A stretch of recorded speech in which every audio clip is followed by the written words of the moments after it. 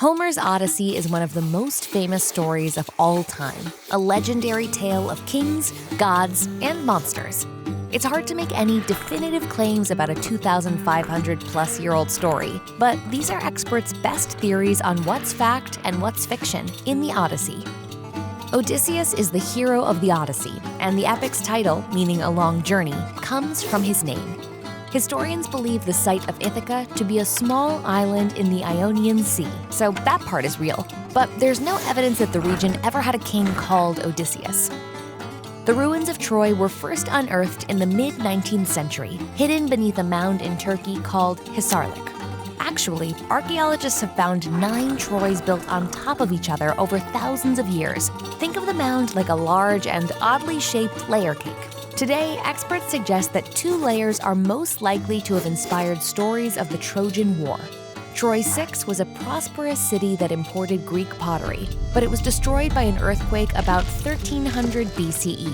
Troy 7, which emerged quickly from the rubble, was pillaged and burned about 1200 BCE, and there are signs that the city may have been under siege. But were the agents of destruction Greeks bearing gifts? Some scholars think not.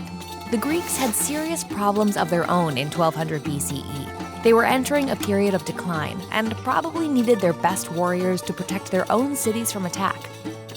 A high-ranking woman leaving her husband could have sparked war in the ancient world, theoretically, but there's no record of someone like Helen existing in Sparta, Troy, or elsewhere, even if you filter out the parts of the story that say she's half-god and was originally hatched from an egg. So we aren't 100% sure about the status of the Trojan War, but most scholars agree that the Trojan Horse didn't exist.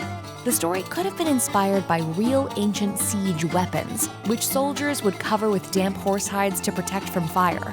The horse could have been a metaphor for a real weapon, like a battering ram, or it could have symbolized an earthquake, a disaster that ancient Trojans may have blamed on Poseidon, god of horses and friend to the Greeks.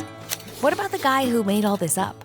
The Odyssey and the Iliad have been attributed to Homer since antiquity, but we don't know if Homer ever existed.